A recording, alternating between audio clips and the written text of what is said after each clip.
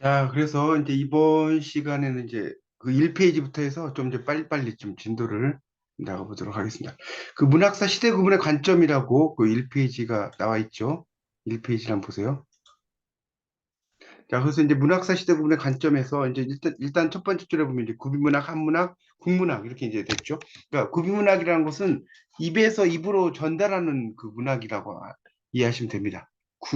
그 구비문학이라는 것은 입에서 입으로 전달하는데 이게 비석처럼 됐다는 거. 오래 갔다. 비석처럼 오래 갔다. 그래서 구비문학이라고 하는 거예요. 이 비석 비자거든요. 그러니까 이거는 이제 구전문학 같은 거죠. 구전문학. 옛날에는 그렇죠? 오럴 리트러처죠. 오럴 리트러처. 오럴 리트러처가 이제 구비문학 아닙니까?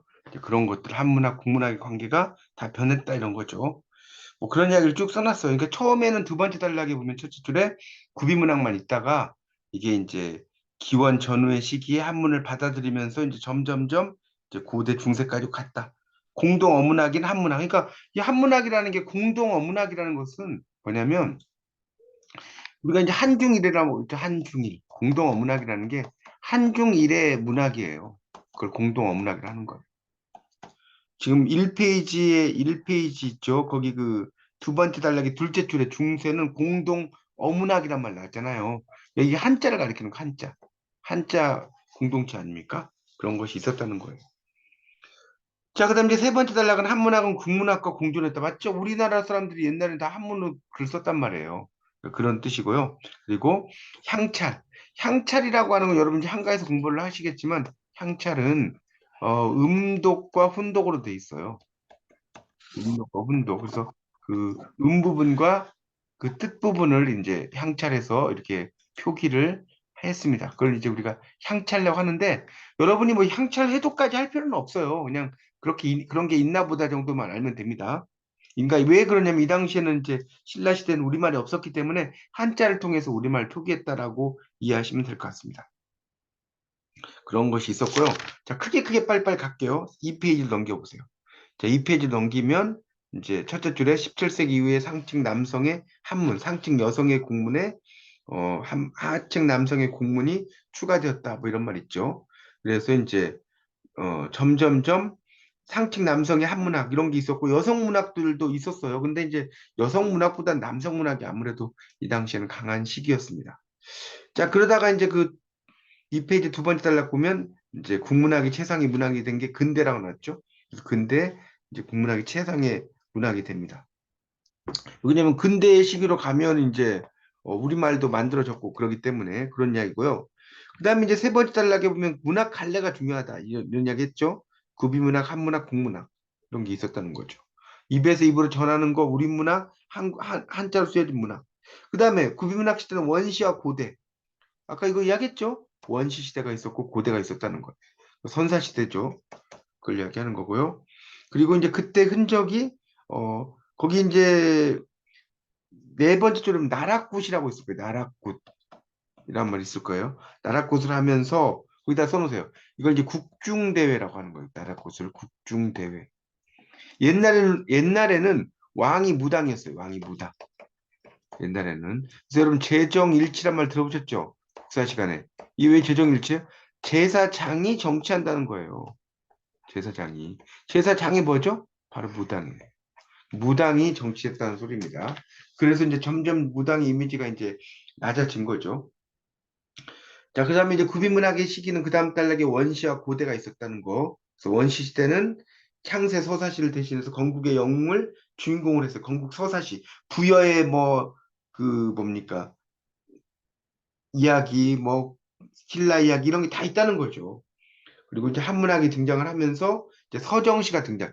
한문학은 물론 이제 서사시도 있겠지만 서정시가 등장합니다.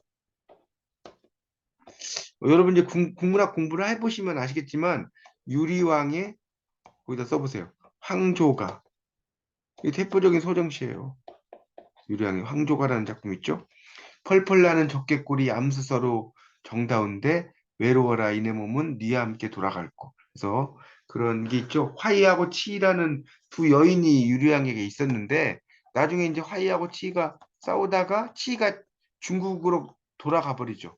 그래서 이제 사냥을 갔다 왔다가 유리왕이 열심히 치이를 따라갔는데 치이는 이미 떠나고 없죠. 그때 꾀꼬리를 보고 쓴 시가 황조가입니다. 유리왕이.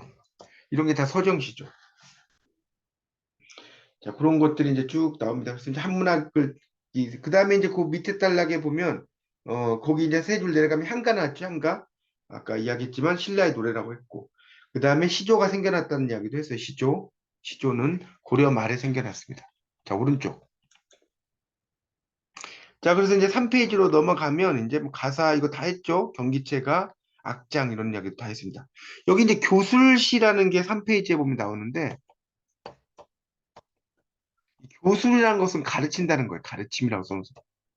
그러니까 시를 통해서 뭔가를 가르치려고 하는 시를 교술시라고 합니다. 그래서 이 교술시들끼리 이제 그 경쟁을 해서 가사가 승리해요. 그래서 시조가 가사가 상보적이다. 이 상보적이란 말은 뭐냐면 한 페이지 둘째 줄에 상호 보충적이다는 뜻이에요. 상호 보충적이다. 요걸 상보적이라고 이야기합니다. 상호 보충적. 그래서 경쟁적인 관계를 가진 시대가 됐다. 그 다음 단락에 보면 이제 중세 전기 한가는 세계를 자화해서 마음의 이상을 멀리까지 나아가서 추구하고요. 중세 후기의 시조는 세계를 자화해서 심의 이상을 추구하는 범위를 일상생활의 영역으로 한정했다. 이렇게 나왔어요. 이게 이제 좀 말이 어려운 말인데 일단 이 한가는 중세 전기 신라시대 노래였고요. 그다음에 시조는 고려 말의 노래라고 그랬죠. 그러니까 시조는 뭐냐면 세계를 좌우한다는 것이 뭐냐면 여러분 이렇게 생각하시면 될 것 같아요. 국화옆에서 생각해 보세요. 서정주에. 그럼 이 국화라는 건 하나의 세계란 말이에요. 세계. 세계죠. 자, 그래서 국화꽃을 보고 뭘 생각하죠? 서정주가 누님을 생각하죠. 누님을 생각하는 것이 이게 바로 자아화예요. 자, 이걸 이제 좀 어려운 말로 세계의 자아화라고 하는 겁니다. 그러니까 시나 시조를 우리가 세계의 자아화라고 하고 향가는 향가는 거기 이제 나왔죠. 그 세계를 자아화해서 심의 이상을 멀리까지 나아가서 추구하기만 한다. 그러니까 이 향가를 보면 이것도 조금 설명을 좀 해야 되는데 향가는 되게 불교적인 노래가 많아요. 불교적 노래가 대부분입니다. 한가랑 읽어보면 물론 이제 불교적이 아닌 것도 있긴 있어요. 유교적인 노래도 있긴 있지만 몇 편 안 돼요. 이런 것은 몇 편 안 되고 다 불교적이죠. 그러니까 불교적인 노래다 보니까 나 이상을 막 계속해서 멀리까지 나아가게 하는 그런 노래들이 많다. 이 정도로 이해하시면 될 것 같습니다. 자, 그다음에 이제 한문학에서는 사나, 부, 문 이런 이제 하나의 그 형식이 있다는 거죠. 뭐 있다는 것이고 이거는 그냥 그 사하고 부하고 문이라는 그 형식이 있다 정도만 이해하시면 될 것 같습니다. 사라는 것은 이제 뭐 그 초사라는 것에서 나온 그런 그 말인데 아분을 쓰는 거예요. 글자를 뭐 그런 걸 말하는 것이고 부는 이제 대꾸의 형태로 가군을 다는 뭐 이런 걸 부라고 하면 그러니까 뭐 그것까지 여러분이 아실 필요는 없고요. 뭐 그런 형태가 있다. 그리고 이제 밑에 세 번째 단락에 그 넷째 줄에 가전 이거 했죠. 의인화하는 거 몽유록 자, 몽유록 아까 이야기했는데 몽유록 자 다시 한번 써볼까요? 꿈소설. 3페이지의 두 번째 단락 넷째 줄 보고 있어요. 몽유록. 꿈소설을 우리가 몽유록이라고 한다. 꿈소설입니다. 자, 그리고 이제 서정과 교술과 서사가 맞서게 됩니다. 거기 그 다음 단락의 둘째 줄에 보면 서정, 감정 노래하는 거, 교술, 가르치려고 하는 거, 서사, 이야기. 그러니까 쉽게 말하면 서사는 소설이라고 생각하시면 될 것 같고요. 서정은 시라고 생각하시면 될 것 같아요. 시고, 요 교술은 이제 보통 이제 그 뭐랄까요. 경기체가 같은 거 이런 작품들이 약간 가르치려고 하는 경향이 있어요. 그렇게 보시면 될 것 같습니다. 그리고 이제 그 다음 단락에 뭐 민요, 설화, 판소리 뭐 이런 게 나옵니다. 그 둘째 줄에 판소리가 생겨나요. 그러니까 판소리는 적층문학이라는 말 써요. 적층 써보세요. 적층문학. 이게 적층문학이라는 걸 하는 건 뭐냐면 쌓는다는 거죠. 쌓아서 층위를 형성한다는 거예요. 그러니까 입에서 입으로 이렇게 막 이야기가 되면서 층위가 형성돼. 그걸 이제 적층문학이란 말 씁니다. 판소리. 뭐 이런 것도 등장을 하고요. 그 다음 단락에 이제 교술의 몰락이라고 나왔죠. 그 밑줄 치세요. 3페이지 마지막 단락 첫째 줄. 근대 문학이 시작되면서 문학 갈래 체계에서 가장 큰 변화는 교술의 몰락이다. 이런 말 있죠. 거기다 밑줄 치세요. 교술의 몰락. 그래서 이 한문학이 퇴장하면서 이제 교술의 영역이 사라졌다. 그래서 근대 국문문학에서는 교술 이런 것들 가운데 수필만 문학이라고 인정하게 되었다는 겁니다. 넘겨보세요. 그리고 이제 시조와 가사는 시조는 이제 좀 부흥하려고 했죠. 요즘은 시조, 현대 시조가 있다고 했죠. 가사도 요즘에 있긴 있습니다. 현대 가사가 있는데 가사보다는 시조를 더 많이 쓰고 있다는 거죠. 뭐 그런 정도로 이해하시면 될 것 같습니다. 4페이지의 세 번째 단락을 보세요. 4페이지 세 번째 단락을 보시면 거기에 이제 밑줄 치세요. 문학 갈래 체계가 지금까지 살핀 바와 같이 변한 것은 문학 담당층이 교체되었기 때문이다. 문학을 담당하는 층이 바뀌어요. 교체되었다는 겁니다. 그래서 문학을 창조하고 수용하는 집단이 문학 담당층이죠. 어, 문학 담당층이 바뀌어요. 당연히 바뀌겠죠. 그러니까 우리가 이제 귀족의 시대는 귀족들이 문학 담당층이겠고, 그다음에 이제 서민의 시대로 가면 서민들이 문학 담당층이고, 특히 향가 같은 경우는 문학 담당층이 누구겠어요? 아까 불가족 노래니까 승려가 문학 담당층이에요. 물론 화랑도 있습니다. 화랑. 자, 이렇게 써볼까요? 자, 이런 사람들을 이제 뭐라고 한다? 문학 담당층이라고 한다. 승려 화랑을 이야기합니다. 그렇게 이해하시고요. 그 다음에 이제 마지막 단락 4페이지 원시시대는 무당을 이제 샤먼이라고 써보세요. 샤먼. 무당을 샤먼이라고 합니다. 이 무당이 이제 문학을 주도한다는 거죠. 아까 이야기했죠? 옛날에는 무당이 왕이었어요. 군사적인 귀족에 노래했다. 자, 5페이지 가보세요. 5페이지. 세 번째 단락. 그래서 한문학을 받아들이죠. 그래서 이제 문학에서 육두품이 등장해. 육두품. 신라시대 육두품이 있었죠. 누가 육두품이라고 했어요, 아까? 최치원. 육두품은 그 이상 올라가지를 못해요. 우리가 이제, 여러분, 이제 성골과 진골이라고 하는 게 있거든요. 신라시대에는. 성골은, 성스러운 뼈. 그래서 이제 부모, 문 써놓으세요. 둘 다 귀족이에요. 진골은 진짜 뼈. 부모 중 한쪽만 귀족이죠. 그래서 이제 성골, 진골. 그러니까 여러분 그 선덕여왕, 진덕여왕, 진석여왕이라고 신라시대 때는 세 명의 여왕이 있었어요. 이제 그게 뭐냐면 왕위를 이제 계승하려고 하는데 성골, 진골이 없는 거예요, 별로. 그러니까 이제 여자 중에서 가까운 사람들을 왕으로 시킨 거예요. 그래서 여왕이 세 명이 있잖아요, 신라시대. 이제 그것 때문에 그럽니다. 이 귀족 그런 것 때문에. 자, 그래서 이제 그 최치원 아까 이야기했었고 육두품이기 때문에 높은 자리에 올라가질 못했죠. 그리고 이제 이 시기가 이제 신라 시기에는 이제 있었고 10세기 5페이지 세 번째 단락 10세기 나왔죠. 이 고려 시대입니다. 고려 시대. 이 고려 시대는요. 고려 시대. 자, 고려 시대 아까 전기는 귀족 사회라고 그랬죠? 그래서 그 세 번째 단락의 다섯째 줄을 보세요. 문벌 귀족이란 말 밑줄 치세요. 문벌 귀족이 등장을 하게 되는 거고 그다음에 12세기 말로 가서 무신난 권문세족 있죠? 문벌귀족이 몰려나가고 권문세족이 등장을 해요. 그래서 이제 그 사람들이 횡포를 많이 했죠. 그러다가 이제 조선에 가면 뭐예요? 신흥사대부 나오죠? 지방 향리 가운데 신흥사대부가 등장을 하게 됩니다. 신흥사대부가 등장을 했다 이렇게 이해하시면 될 것 같습니다. 자, 그 다음 단락에 이제 이규보 나왔죠. 이규보. 고려시대 유명한 분이 있는데 이규보 하면 여러분 써놓으세요. 두 작품이 중요해요. 백운소설과 동명왕편이 있어요. 이 두 작품을 꼭 알아두세요. 이규보. 그래서 고려시대의 아주 유명한 문인이다라고 이해하시면 될 것 같습니다. 넘기세요. 자, 6페이지로 이제 가면 이제 그 서거정 홍구파 처음에 나오죠. 그리고 이제 살인파도 나오고 그다음에 이제 김시습이 등장. 아까 제가 김시습 중요하다고 그랬죠? 김시습. 6페이지. 넷째 줄 나왔네. 방외인, 제도권 박인물. 다시 한번 써보세요. 제도권 박인물. 방외인이라고 그랬죠. 제도권 박인물이 등장을 합니다. 그리고 이제 그 밑에 실학에 대한 이야기 쭉 나오니까 읽어보시고요. 박지원, 정약용. 그 다음 단락에 보면 중인 신분을 지닌 사람들이 한시를 짓고 시조를 지어요. 가객, 아까 가객이 뭐라고 했죠? 가수.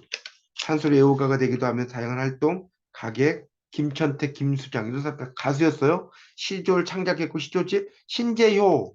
이런 신재효는요 고창이라고 써보세요. 고창. 고창에 가면요 신재효 생가 터가 있어요. 예, 생가는 없어졌고요. 터만 남았어요. 터만. 신재효가. 그래서 이제 이 중인인데 이 사람은 이제 뭐냐면 일종의 이런 거죠. 판소리 후원인이라고 써요. 자기가 키워요. 먹여주고 재워주고 하면서 판소리 하는 사람들. 아주 유명한 사람이죠. 신재요. 꼭 알아두셔야 됩니다. 판소리 후원했죠. 그런 사람이 바로 신재요다. 그래서 이제 고창에 가면 판소리 문학관이 지금도 있어요. 여러분 고창 나중에 가시면 이 판소리 문학관을 꼭 가보셔야 됩니다. 자, 그래서 이제 뭐 판소리 후원했다 이런 이야기는 뭐 읽어보시고 그 다음에 쭉 내려가면 이제 사대부가 태장하고 근대가 나왔죠. 염상섭, 현진건, 나도양 이런 사람들이 근대 소설 나왔고 이광수, 김동인, 김소월 다 아시는 분이죠. 그런 분들도 있었다. 특히 이제 김소월은 민족 시인이었고 7페이지. 자, 7페이지로 가면 그래서 이제 식민지 시대 첫째 줄 나오죠. 그때 이제 차질이 생겼다는 이야기 나오죠. 절필도 하고 막 그랬죠. 그런 사람들이 있었고 그 다음에 이제 그 다음 단락에 보면 서민문학을 배격하고 무산계급이 뭐예요? 프롤레타리아입니다. 1페이지에 나오는 두 번째 단락 첫째 줄. 그거 써놓으세요. 무산계급 반대는 뭐겠어요? 유산계급이겠죠?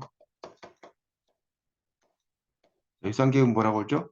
부르조아라고 이야기하는 겁니다. 프랑스어죠.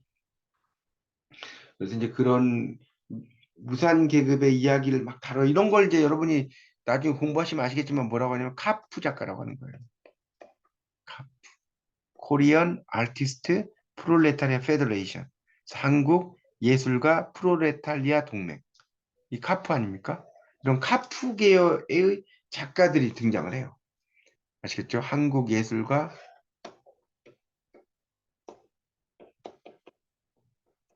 프롤레타리아 동맹.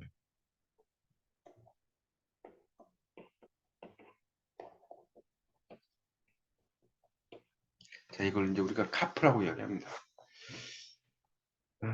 뭐 그런 게 나옵니다. 그 정도 하고 넘어가겠습니다. 카프들. 그 다음 단락에 이제 원시문학 몇만 년 전 이건 다 했었고 그 다음에 고대문학 나왔죠? 단군신화 나왔네요. 단군신화.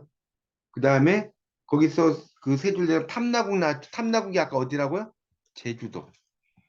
탐나국 제주도입니다. 제주도. 거기 7페이지에 밑에서 일곱째 줄 위로 올라가면 탐나국 나와요. 제주도입니다. 그리고 이제 고대문학과 중세문학 사이에 그 중세로 이행기도 이야기 아까 다 했어요. 그리고 이제 중세 전기문학이 고려 시대입니다. 아니 고구려 시대 고구려 시대. 그래서 광개토대왕릉비가 나오죠. 광개토대왕 영토를 확장한 왕이죠. 8페이지. 그다음에 이제 삼국시대에서 통일신라시대까지 1기 고려 전기문학 제2기 뭐 이런 이야기 다 아까 했어요. 그리고 8페이지 넷째 줄 무신난 그리고 한림별곡이라는 하나 두 번째 단락의 둘째 줄. 자, 이 한림별곡이 경기체가예요. 자, 최초의 경기체가입니다. 한림별곡이라는 작품 있죠. 그리고 그 밑으로 가면 이제 임진왜란 나왔어. 임진왜란 1592년이라고 써놓으세요. 임진왜란. 그렇죠? 그리고 이제 허균의 훈길동전도 나오고요. 그 다음에 최재우의 용담유사. 용담이라는 것은 여러분 용담. 이게 용이 사는 연못이란 뜻이에요. 용담이. 제일 마지막 줄에. 그래서 이 최재우가 자신을 이제 용이라고 표현을 한 겁니다. 자, 그 정도 하고 9페이지 넘어가겠습니다. 자, 9페이지에서는 이제 원시문학이 나와요. 9페이지. 원시문학.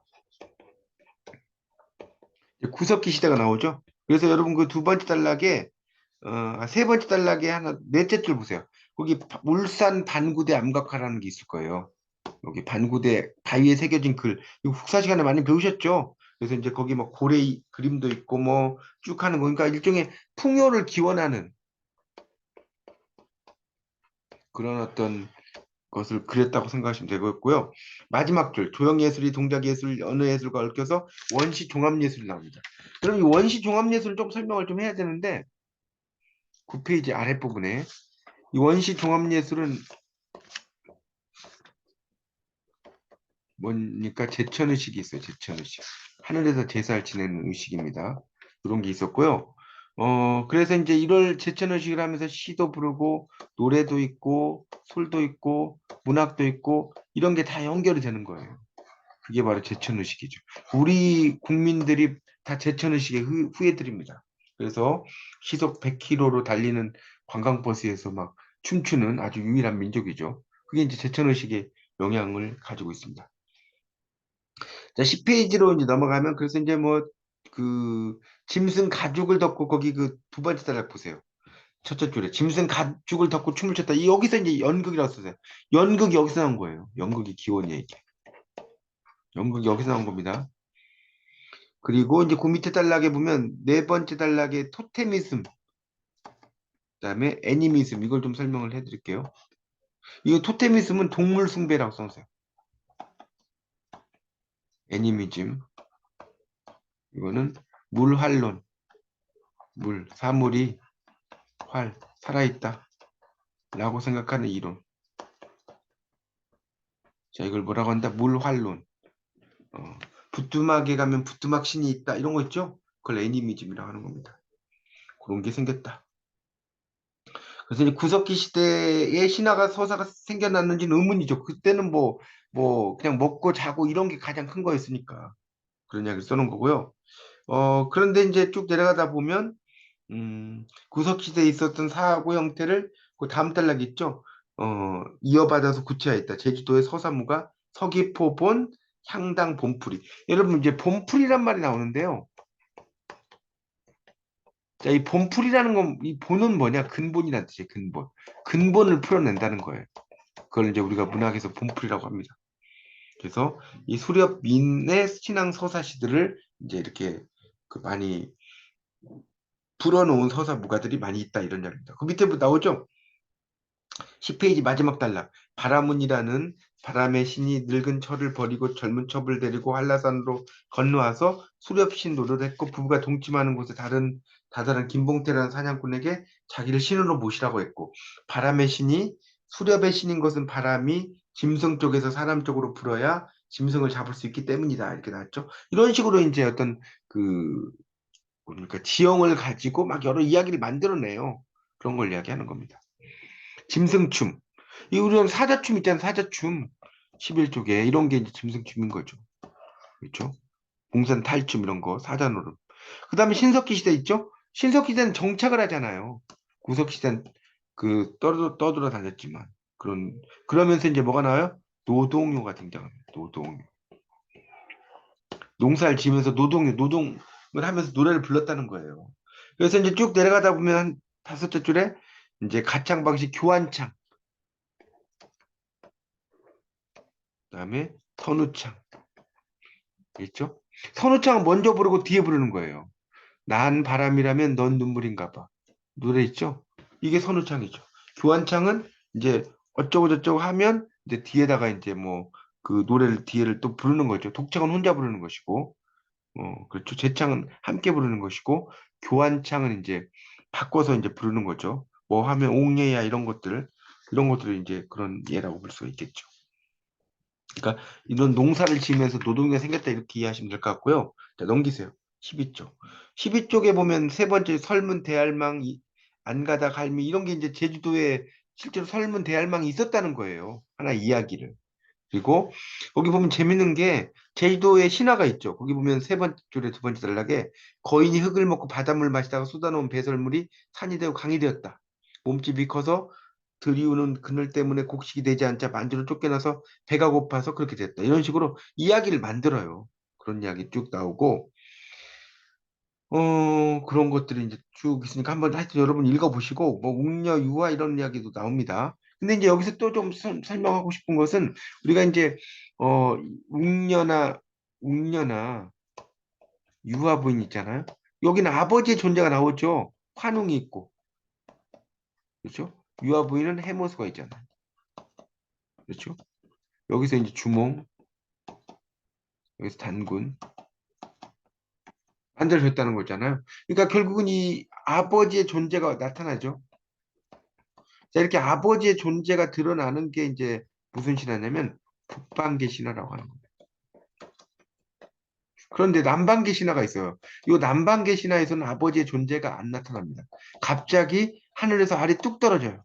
그래서 가보니까 뭐 알이 신성한 알이야. 그래서 놓아뒀는데 뭐 돼지들이 밟고 다니지도 않아요. 나중에 이게 깨져가지고 여기서 왕이 등장을 나타난다. 이거거든요. 남방계는. 남방계는 아버지의 존재가 부재하다 볼까요? 존재하지 않는 그런 게 남방계 신화입니다. 그런 것도 이해하시면 될 것 같아요. 하여튼 신화라는 것이 이제 나라가 생기면서 만들어졌다는 이야기가 쭉 나오고요. 자, 그 다음에가 이제 그 고대 문학이라고 하는 게 3번에 고대 문학이라는 게 있을 거예요. 한번 보세요. 고대 문학. 그래서 이제 이 고대 문학이 13페이지입니다. 거기 보면 첫째 줄에 증거는 건국신화 거기 밑줄 좀 칠까요? 13쪽에 건국신화 네모처럼 나라가 만들어지면 신화가 생긴다고 그랬죠. 그런 것들이 있고요. 그 다음에 이제 세 번째 단락에 보면 세 번째 단락을 보면 국중대에 나왔어요. 국중대. 이거 아까 설명을 했는데 이건 나라굿이에요. 나라굿. 국중대라고 합니다. 그래서 기록도 있어요. 그래서 이제 뭐 춤추고 이런 게 다 뭐라고 그랬죠 아까? 이런 게 뭐라고 그랬어요? 제천의식이죠. 하늘에다가 제사를 지내는 의식이라고요. 제천의식. 이런 걸 뭐라고 한다? 원시 종합예술. 그래서 이제 여기 보면 부여, 영고, 고구려, 동맹, 뭐 무천 뭐 이런 게 나오죠? 이게 다 제천의식입니다. 넘기세요. 자, 그래서 14쪽으로 이제 가면 14쪽으로 가면 세 번째 단락을 볼게요. 14쪽의 세 번째 단락에 보면 국중대를 할 때 하늘에 제사를 지냈다. 천신을 섬기는 곳. 자, 여기 밑줄 세요. 이걸 뭐라고 하냐면 천신제라고 하는 거예요. 천신을 섬기는 곳이니까 천신제를 했다는 거예요. 그런 이야기를 써놓은 거고요. 그 다음에 이제 거기 다음 달락 고구려의 경우 천신의 아들 해무스 나왔죠? 지상의 여인 유아. 그 둘 사이에 주몽 나왔죠. 아버지의 존재가 있다. 이런 이야기 했습니다. 그 다음 달락 이제 굿이 또 나와요. 굿. 굿 나왔죠? 그래서 신을 모셔와서 신을 그러니까 이런 걸 이제 우리가 뭐라고 하냐면 그 신을 이제 모셔와요. 그래서 그 신과 함께 놀다가 신을 보내는 거죠. 그래서 그런 것을 이제 그 이야기를 하는 겁니다. 자, 이해가시죠? 그러니까 신을 모셔와서 신을 모셔와 그래서 즐겁게 놀아요. 그래서 신을 보내는 거죠. 자, 이런 구조로 되어 있다는 거예요. 구슬. 그렇죠? 이 무당들이 구슬하면 그런 그 조상의 형상이 그 뭡니까? 들어왔다라고 생각하고 막 이야기를 하잖아요. 그런 이야기 이해하시면 됩니다.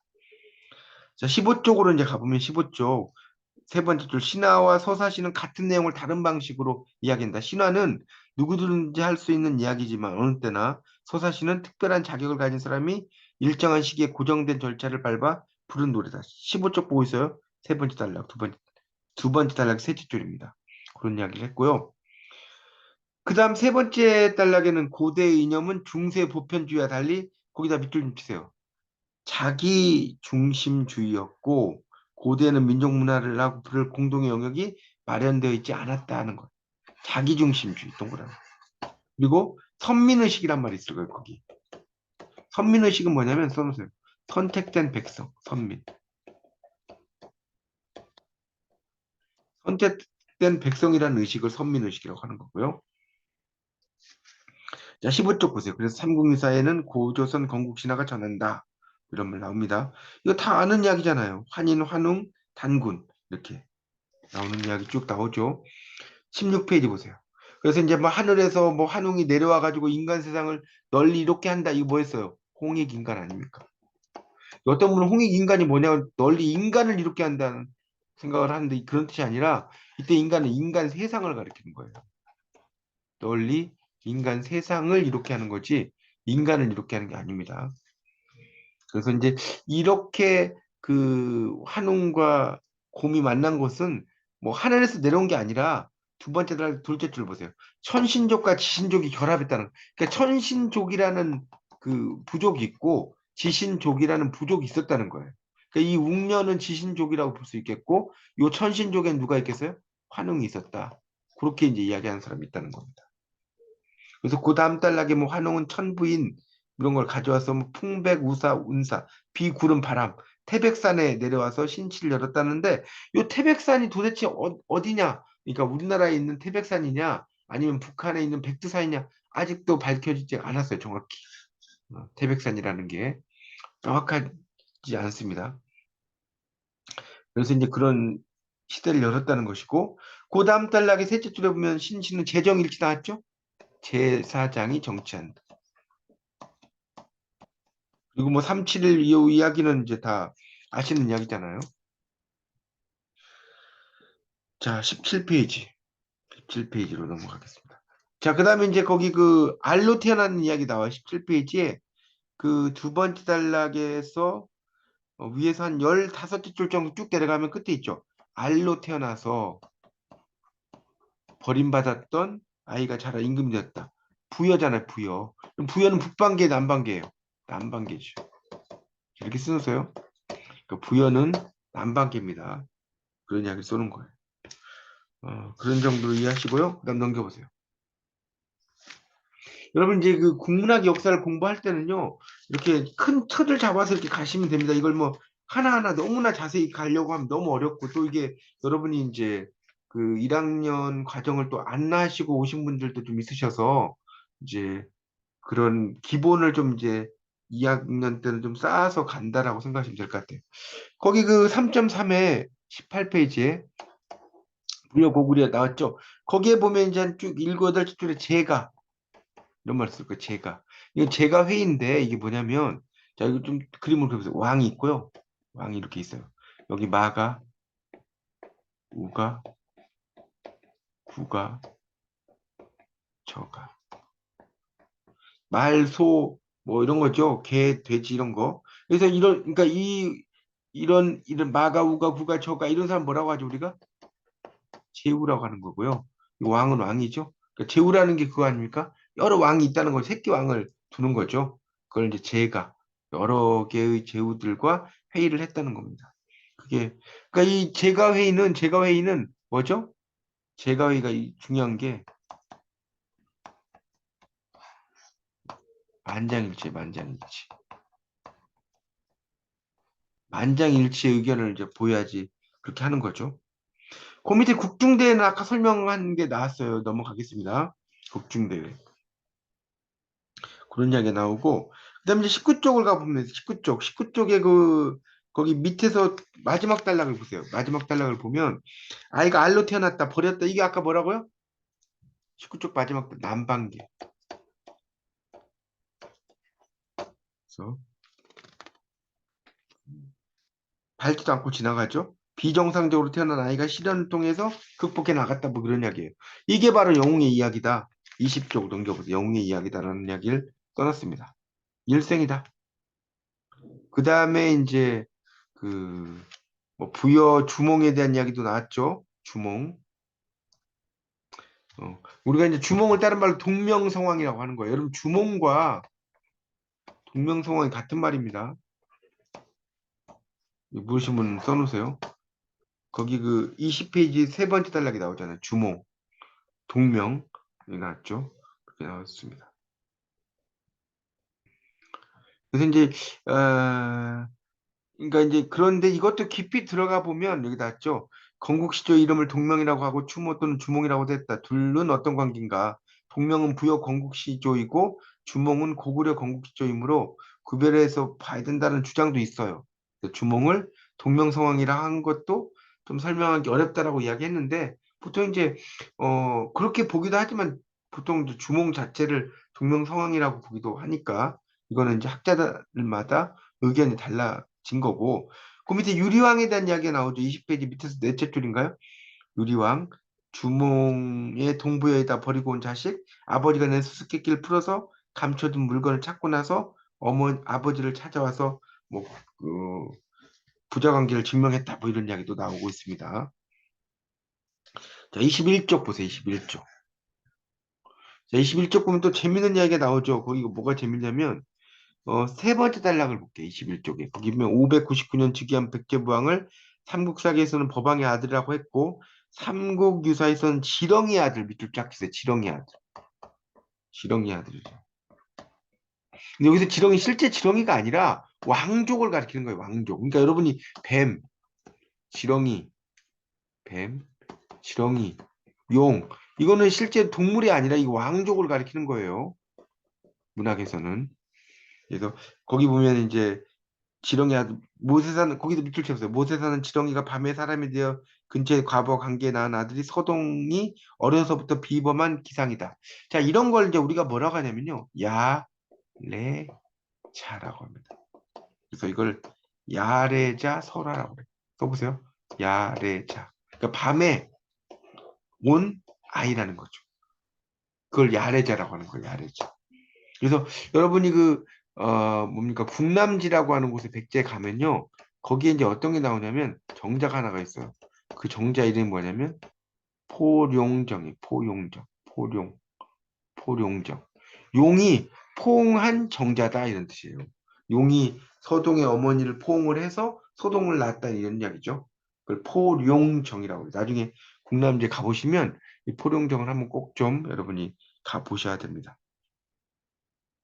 그런 이야기가 있고요. 그다음에 이제 사만신라 가락 쪽의 상황이라고 이제 밑에 나왔죠. 뭐 이런 이야기도 이제 마한이라든가 이런 것도 다 부족장 뭐 이런 그 이야기가 나오고요. 넘겨보세요. 22쪽. 자, 22쪽을 넘기시면 이제 그 위에 뭐 나오는 건 넘어가고 거기 그 한 네 번째 단락에 보면 선도 산성문은 배우자가 없고 혁거세와 아령 남녀 둘을 낳았다. 그러니까 이게 이제 아버지의 존재가 없는 거예요. 이런 걸 이제 우리가 뭐라고 한다? 난생. 라고 하는 거. 아래서 태어났다는 거예요. 거기 이제 좀 내려가다 보면요. 선도 산성모가 소환된 건 아니다. 육촌 촌장이 건국 과정을 주도했다. 해서 그 양산 아래의 나정이라는 말이 좀 말이 어려워요. 나정. 나정이 뭐냐면 우물이라고 써서 우물. 우물입니다. 신라의 시조 박격거세가 나온 알이 그 곁에 있었대요. 우물을 말해요. 흰 발이 끌어앉아서 보니까 알이 있고 그 알에서 이제 혁거세가 태어났다는 거예요. 그냥 이야기 써놓은 겁니다. 그리고 그 사량리라는 곳 알령정가에 계룡이 나타나서 탁계자 용룡자예요. 왼쪽 옆구리에서 아령을 낳았다. 말도 안 되는 이야기죠. 이제 그렇게도 이야기를 하고 있습니다. 그래서 하늘로 올라간 천마 이제 우리가 페가수스란 말 쓰잖아요. 페가수 그 신화에서도 혁거세를 나타났다 사라진 계룡은 아령을 낳은 어머니라는 거예요. 그러니까 상당히 이야기가 재밌죠. 근데 이제 그리스 로마 신화에 비하면 아무것도 아니죠. 우리나라의 이런 신화적인 이야기는. 그래서 거기 이제 23쪽 보세요. 천마 계룡은 단군의 어머니 웅녀와 상통한다. 어머니였으니까 뭐 그런 이야기를 써놓은 겁니다. 그러니까 하여튼 아버지와 어머니의 존재인데 다시 말씀드리면 북방계에서는 아버지의 존재를 확인할 수가 있는데 남방계에서는 아버지의 존재가 명확하지 않다는 거예요. 그렇게 보시면 됩니다. 네, 그런 내용들이 이제 상당히 중요한 어떤 이야기라고 볼 수가 있겠죠.